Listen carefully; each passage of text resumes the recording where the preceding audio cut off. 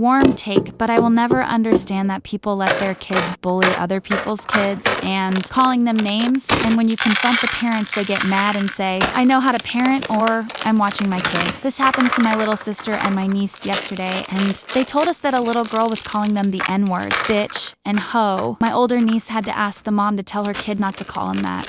But not even a few minutes later, my sister and my niece comes running to my family saying that the same little girl had hit them, and then my older sister got really mad and went over to tell the mom something about it, and the mom had gotten an attitude telling my sister that she was watching her kid even though her back was turned from the playground, and my older sister was getting into the mom's face.